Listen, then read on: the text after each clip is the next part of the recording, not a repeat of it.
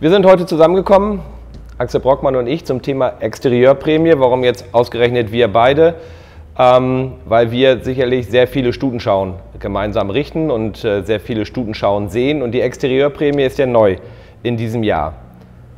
2012 haben wir uns schon einmal intensiv mit dem Thema Konstruktion in der Leitlinie Qualität auseinandergesetzt. Da ging es um die Rückenkonstruktion, aber auch darum, dass die Huf- und Fundamentqualität wieder mehr Gewichtung bekommen soll. Wirkliche Maßnahmen sind dann allerdings ausgeblieben. Wir haben zwar viel diskutiert, aber keine konkreten Maßnahmen ergriffen. Jetzt haben wir gemeinsam mit dem Vermarktungsausschuss und dem Zuchtausschuss die Idee dieser Exterieurprämie vorangetrieben, die dann im Zuchtausschuss weiter verfeinert wurde. Und wir wollen damit die Stuten unter den Hannoveraner Prämien auszeichnen, die sich hinsichtlich ihrer Konstruktion, ihres Fundamentes und ihrer Korrektheit besonders hervortun. Und wir haben festgestellt, das ist gar nicht so einfach. Ja, wir sind ja schon länger am Diskutieren, wie Uli das gesagt hat, bereits mit der Leitlinie Qualität. Haben wir uns überlegt, dass die Stuten, wenn sie beurteilt werden, auf jeden Fall immer auf festen Untergrund gestellt werden müssen. Haben überlegt, ob wir neben Sand und Rasen vielleicht immer noch mal eine Pflasterstrecke mit einbauen. Einige Vereine haben das seinerzeit schon mal umgesetzt, dann ist es wieder fallen gelassen worden. Und wir haben immer, wenn wir zusammenkamen, festgestellt, dass wir im Bereich vor allen Dingen der Fundamente, spreche ich die Hufqualität an, Fessellänge, Gelenksgröße, Stärke der Röhre, dass wir da Probleme haben, die immer mehr werden. Und von daher war eigentlich die logische Schlussfolgerung, dass man so eine Prämie einführt. Und was heißt, wir waren erschrocken. Es war zu erwarten, wir haben nun die Schauen gerichtet und haben ja sehr, sehr viele Merkmale, die in dieses Exterieur mit eingehen, diese vielen Einzelmerkmale. Und dass da natürlich keine Hunderte von Prämien bei rauskommen, war uns klar. Und ich denke, das ist für die Stuten, die diese Prämie gekriegt haben, einfach wirklich eine ganz, ganz besondere Auszeichnung on top auf die Hannoveraner Prämie. Und wir hoffen natürlich, dass wir Züchtern die Augen öffnen durch diese Maßnahme. Und wir hoffen auch, dass wir die Fundamente in den nächsten Jahren wieder stabiler und besser kriegen. Gerade in Anbetracht der Tatsache, dass wir diese Gebührenordnung mit höheren Tierarztkosten haben, müssen wir doch alle ein Interesse haben, dass die Pferde gerade darauf, wo sie laufen, nämlich auf dem Fundament, wieder gesunder und stabiler werden. Ja, du hast das gesagt, es sind unwahrscheinlich viele Kriterien, die bei dieser Exterieurprämie berücksichtigt werden. Neben dem Fundament eben auch die Rückenkonstruktion, die Halsung, die Sattellage. Und anders als bei der Auszeichnung mit der Hannoveraner Prämie können sich Schwächen und Stärken hier nicht gegenseitig ausgleichen. Wenn eine Stute besonders typvoll ist, gut trabt und auch einen ordentlichen Schritt hat und dann vielleicht im Fundament eine Schwäche hat, kann sie trotzdem die Hannoveraner Prämie bekommen, weil sie mit den anderen Qualitäten eine Schwäche ausgleichen kann. Bei der Exterieurprämie ist das anders. In dem Moment, wo dort eines dieser Exterieurmerkmale eben eine Schwäche aufweist, ist die Chance darauf, diesen Titel zu bekommen, dahin. Und deswegen sind es tatsächlich wenige, aber das ist auch logisch und sinnvoll, denn eine zusätzliche Prämie braucht man nur dann, wenn sie sich von den anderen abhebt. Und wenn jetzt 3/4 oder die Hälfte unserer Hannoveraner Prämienstuten auch die Exterieurprämie bekommen würden, dann bräuchten wir sie ja nicht. Das stimmt und ich finde, wir wollen mit dieser Exterieurprämie auch so ein bisschen Stuten haben, die so im goldenen Schnitt sind. Und Uli und ich, wir sind so ziemlich ein Alter und wir haben damals Beurteilungsbögen gehabt, DLG und Bundessiegerstute, Argentan-Tochter, hilft mir, Aragonia. Es war nicht Arabella, es war Aragonia. So eine Stute, die vor einem auf dem Foto war und dann guckte man sich die Stuten an, wo man dann beurteilen übte und hat geguckt, wo weicht die ab. Und ich glaube, wir können wieder mehr dieser Stuten gebrauchen, die tatsächlich in diesem goldenen Schnitt sind, die auch rundum ein gutes Fundament, ein gutes Exterieur haben. Und witzig ist, dass wir mit allen Sachen immer der Nutztierhaltung so ein bisschen hinterherhinken, wenn wir uns Rinder, Schweine, Hühner angucken. Mehr Fleisch, mehr Milch. Es wurde an den Leistungsmerkmalen gearbeitet und jetzt gibt es in Göttingen eine Professur für funktionale Merkmale oder unter anderem auch funktionale Merkmale, weil genau diese Nutztierhaltung auch diese Probleme hatten und die haben vor Jahren angefangen dagegen zu steuern und für uns ist es jetzt auch Zeit. Im Folgenden haben wir jetzt einige Beispiele noch zusammengestellt, weil wir uns natürlich zu Anfang auch Gedanken gemacht haben, welche Kriterien, welche Maßstäbe setzen wir an. Und da haben wir einige Bilder, einige Beispiele zusammengestellt, um das auch etwas zu transportieren. Und dann haben wir ganz am Ende auch noch einmal eine Auflistung der Stuten, die in diesem Jahr erstmalig dann mit der Exterieurprämie ausgezeichnet wurde. Jetzt kommen wir zunächst zu einigen Beispielen. Hier mal ein Beispiel für eine positive Beurteilung in der Exterieurprämie. Wir sehen eine Stute mit guter Stabilität, mit breiten Gelenken, einer guten Oberlinie, die vielleicht eine kleine Idee stramm ist, was in diesem Fall bei einem Springpferd nicht schlimm ist. Die Oberlinie ist dabei sehr harmonisch. Wir haben eine gute Fessellänge, auch eine gute Fesselstellung, die nicht zu weich ist. Das sehen wir auch insbesondere dann in der Bewegung, dass die Fessel genügend Stabilität gibt.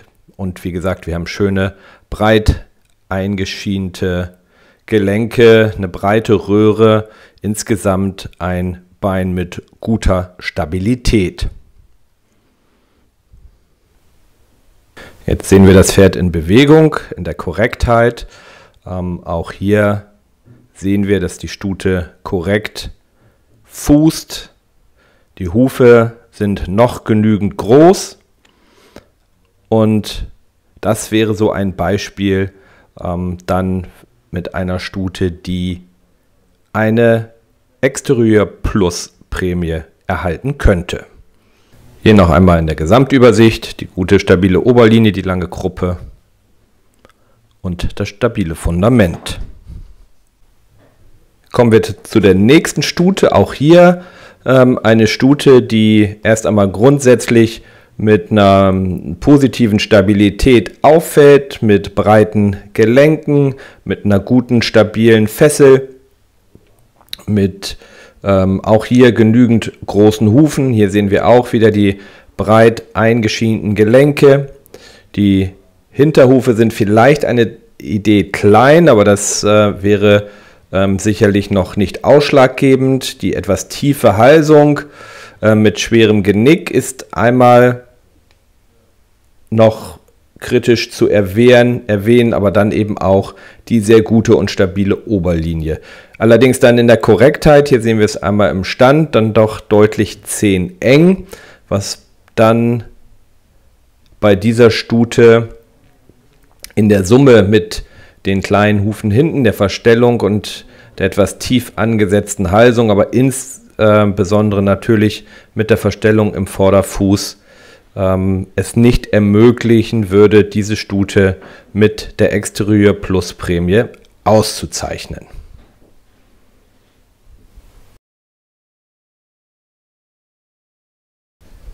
Ja, bei dieser Stute liegt der Fokus gleich von Anfang an so ein bisschen auf ihrem Schwachpunkt, nämlich der langen, sehr elastischen Fessel, dem Winkel im Hinterbein. Das Gelenk könnte auch so eine kleine Idee prägnanter noch sein. Das Karpalgelenk ist gut und deutlich ausgeprägt. Auch hier vielleicht eine Idee kleine Hufe, also dann doch im Fundament schon das ein oder andere, was nicht so nicht positiv zu sehen ist. In der Bewegung, in der Korrektheit sehen wir, dass die Stute etwas eng ist, aber das wäre jetzt nicht ausschlaggebend, sondern hier ist es tatsächlich dann die Fesselung, die uns bei der Prämierung davon abhalten würde, eine Exterieur Plus Prämie für diese Stute zu vergeben. Bei der nächsten Stute sehen wir erstmal eine schöne harmonische Oberlinie, eine große Schulterformation, der Widerriss geht schön weit in den Rücken, die Kruppe ist lang und ist leicht schräg gelagert, so wie wir uns das wünschen. Das sieht von der Oberlinie her sehr gut aus. Auch die Halsung ist sehr harmonisch. Hinsichtlich der Langbeinigkeit diese Stute sicherlich schon fast an der oberen Grenze. Wenn man sich dann die Gelenke einmal angeschaut hat, hier bei dieser Stute, das Kaliber für den Körper, könnten die durchaus prägnanter und etwas stärker ausgeprägt sein, um hier ein gutes Verhältnis von Körper und Bein dann darstellen zu können. Auch hier die Stute hinten etwas eng gehend, auffallend auch die ungleichen Hufe, insbesondere was die Stellung angeht, und hier natürlich auch die deutliche Verstellung vorne rechts, oben aus dem Karpalgelenk heraus, die dann eine Exterieur Plus Prämierung nicht zulassen würde. Und das letzte Beispiel, bei dieser Stute haben wir in der Oberlinie schon doch eine stark abfallende Kruppe, eine recht hohe Hüfte, eine leicht vorgetiefte Oberlinie, wobei das sicherlich noch im Akzeptanzbereich wäre, aber so die Gruppenformation wäre jetzt nicht so, dass wir dort eine Exterieurprämie vergeben würden. Auch hier das Gelenk müsste deutlich stärker ausgeprägt sein und markanter sein, wenn wir uns das hier im Sprunggelenk einmal anschauen. Das Hinterbein ist auch recht steil,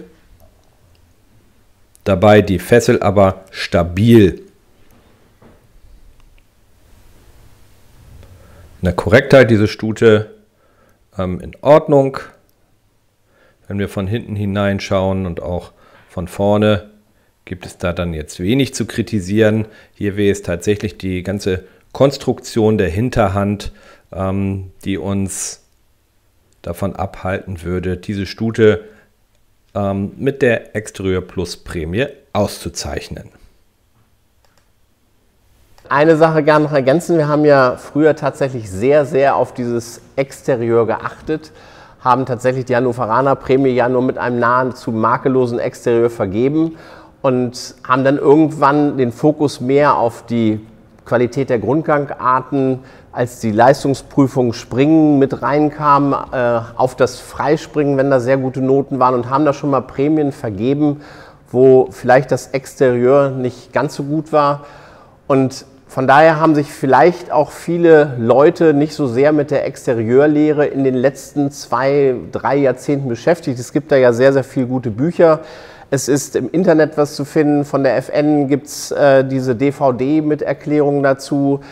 In den Fachmagazinen ist in letzter Zeit auch vermehrt, sind wieder Beiträge zur Exterieurlehre. Und ich glaube, dass alle Züchter sich wieder intensiver mit diesem Thema beschäftigen müssen. Sie wissen alle, wie ein guter Galopp, guter Trab, guter Schritt aussieht oder wie ein Springen aussieht. Und dieses Exterieur war halt über einen langen Zeitraum auch nicht das große Thema. Und das muss es jetzt wieder werden. Trotzdem wollen wir keine Rolle rückwärts machen, sondern wir wollen die Reitpferdeeigenschaften, die Springveranlagung bei den Springpferden, die Bewegungsqualität bei den Dressurpferden trotzdem auf diesem hohen Level haben. Und deswegen zeichnen wir auch nur unter den besonders guten Stuten, nämlich denen wir die Hannoveraner Prämienanwartschaft geben wollen, die zusätzlich aus, die sich eben auch im Exterieur besonders hervortun. Das ist uns schon wichtig, dass wir dabei jetzt nicht den Fokus von den Reitpferdeeigenschaften verlieren wollen, sondern nur zusätzlich eine Auszeichnung für die besonders korrekten und gut konstruierten Stuten damit schaffen wollten. Das wollte ich auch damit gar nicht in Abrede stellen, dass wir natürlich weiter auf Leistung züchten. Und ich sage auch den Züchtern, die nach so einer Schau mal enttäuscht zu einem kommen und dann schimpfen, warum keine Prämie und doch so ein tolles Springen. Und dann sage ich immer, die hat zwar keine Prämie, weil vielleicht die Grundgangarten zu schlecht waren und auch im Exterieur was war, aber ich sage, das gute Springen, die 9,5, die wird dieser Stute ja nicht genommen. Und das ist ja auch trotzdem eine Auszeichnung, wenn man eine gute Leistungsprüfung hat und dann vielleicht die Prämie aus irgendwelchen anderen Gründen nicht hat. Wenn man die Hannoveraner Prämie hat und hat nicht noch zusätzlich die Exterieurprämie, ist es ja deshalb trotzdem eine Top-Stute, aber vielleicht nicht gut genug im Exterieur, um da die Prämie zu kriegen. Also ich finde, man muss sich auch über die Einzelsachen freuen können. Und insgesamt, wir sind jetzt ja am Ende der Schausaison, glaube ich, können wir auf eine gemischte, aber auch in vielen Teilen gute und erfolgreiche Schausaison zurückblicken. Wir haben doch vielerorts gesehen, dass so ein neuer Drive auch in einigen Pferdezuchtvereinen herrscht, die positiv und motiviert ihre Stutenschauen beschickt und gestärkt haben. Und auch das ist ein positives Signal, was wir auf diesem Weg gerne noch verbreiten möchten.